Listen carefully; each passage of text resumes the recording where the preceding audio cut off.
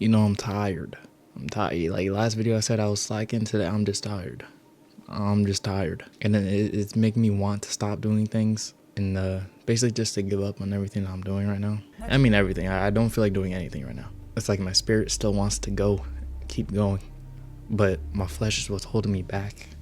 And also not doing certain things I need to do, like sleeping correctly, like not getting enough sleep. That also it's weighing on me. But there's many different factors for why I feel like this, such as not sleeping as much as I should, or reading the Bible as much as I want to. Many different things that can affect you. And I would also be distracting myself with different things like YouTube, for example, or just things that I don't need to worry about right now, instead of just getting the work that I want to get done so I don't have to worry about it later. Because literally, bro, if you just do things right when you get them, you can do whatever you want afterwards. Like for like school, do the homework, do whatever you want afterwards. Of course, remember the study stuff. But if you just do that, you have really nothing to worry about, like besides if like you have more things that you're doing like besides school, which I feel like everyone should do, even if it's just like one thing, just do something. Yeah, I'm tired right now. Yeah, I'm blessed for where I am right now. I wouldn't change anything. And that's just because this is just gonna mold me into something even better. Straight up. I'm not gonna lie. Because the fact that I'm going through this, struggling, that's what I prayed for. I mean, what do I expect? God is for sure gonna make me struggle when I pray for it. And of course there'll be times where it'll be like, man, I really didn't need to do that. Do I regret this? Do I not? I don't. I really shouldn't. Because no matter how tired I am, no matter where I'm at, how bad I'm struggling, I pray for it, and God is always there with me. Even when I don't want to do things anymore, or feel like I'm not doing things correctly, He's always there to just cheer me on no matter what. And I feel like that's the best thing about and I feel like that's the best thing a part of God, the fact that He's just with you, He's just there. And I thought about maybe not really cutting up my videos anymore and just like posting them out how they are. I might cut this one up a little bit just because I still don't really know what I should be talking about. And I know exactly what I need to do to figure that out. But have I been doing it? Actually, I do know what. Hold on. Stay right there. Because I am reading Acts right now. Wait, no. Not Acts. I did Acts. I'm reading Romans right now. For once, I decided to really like every single like different section of the chapter. I would just talk about it. Like record myself talking about it. And then boom. Got a little summary of that little section right there, that little story right there about something that happened. So I was reading chapter 3 of Romans. If you want to follow along, you can go and read it as well as I, continue to explain it basically. And what I was able to get from it, the first part was about God's faithfulness. Like the fact that there'll be some people that are low in faith with whatever it is. And one of the questions was like, well, since you're low in faith, does that nullify God's faith? No. Basically how God's faithfulness can be demonstrated even when you have like limited faith, basically. Especially when you don't feel like He's there. Even if it takes time, He's gonna show you how He was actually always there to begin with. And it was also talking about an unrighteous person, which is like a sinner, is able to bring out the righteous because of their sins. Does that make them righteous basically? Or like should they not be condemned for what they do? And it's like, yes, they should still be condemned because they're still sinning. It's kind of right there. It's like, yeah, it's a good thing that the righteous person is able to come out and be like, yo, don't do that. But it doesn't mean that you should keep doing it just to have more people do it. More righteous people to come out and to tell you, don't do that. Because you're not changing yourself. Just like how they're denying whatever they're going through, their flesh, whatever their story is, God is trying to show you to do the same thing. So if you're not doing that, you're just slapping God in the face for real. You got multiple people trying to, tell you to do something because of what they believe in. And of course you don't have to, but if you're going to take this idea and then put it in someone's face, it does not work, straight up. Because God tells us that to become a new creation, we must be brand new. We must let our old self die. You're not letting your old self die when people are telling you, when a righteous person is telling you, hey, don't do that. And then you're like, but I just let you come out here because, you're a righteous guy. So technically, I shouldn't be condemned for real because I'm just bringing out the righteousness in people. No, we all should be righteous. That's what's supposed to be happening right now. And the whole point of self-denial is just to put emphasis on the fact that you're rejecting evil. That's what God wants you to do. He doesn't want you to do evil things. He's not evil. If someone that's not evil wants you to not do things that are not evil, don't do things that are evil. You get what I'm, you get, because God is what transforms us and gives us new desires through him, through his help. And then in the other part where it says no one is righteous, because in verses 9 through 20, it just talks about how everyone's done something. Everyone's sinned in some type of way, whether it be from the past, present, or future. They have sinned. They've done something evil. You can't escape that, literally. Even if it's something small, it's still something evil. Like, people have cursed. People have done wicked things. People are adulterers or idolaters. Even if you don't have specific things even there's not specific things that you've done, you've still done something. And if you say you haven't, you're lying. And that's why in the, when, judgment day happens, you can't be the one judging everyone, because you've also been doing crazy things as well, whatever it is, which is why God is the ultimate judge. He's the ultimate good. So of course he's gonna judge your heart and judge what you've done through your whole life. And then the next part where it talks about righteousness through faith.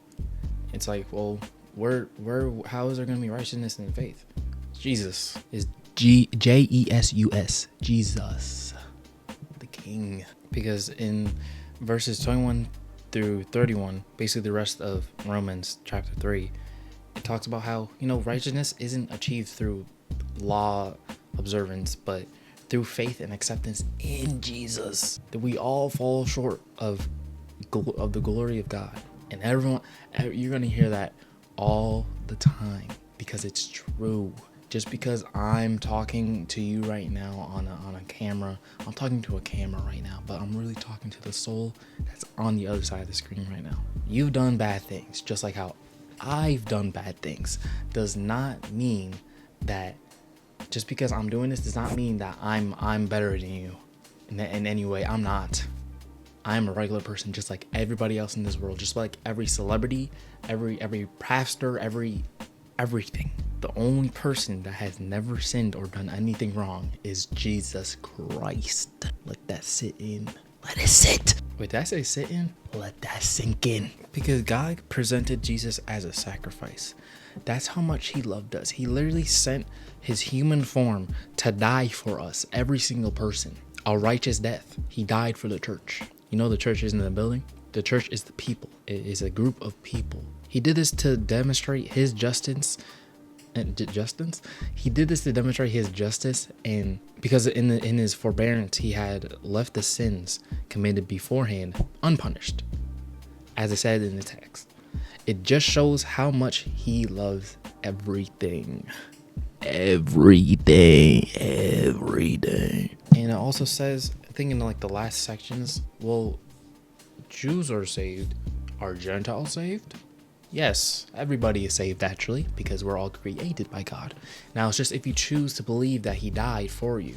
It's a simple sentence, but it has so much depth. It's like, it's everything. It's your whole life. It's eternity. Do you believe that he died for you and then rose from the dead? Because logically, humanly in this world, you're gonna think, no, of course not. I've never seen someone rise from the dead. But then put into perspective that if there is a God, don't you think he would be able to do that? A God that can literally do anything and everything?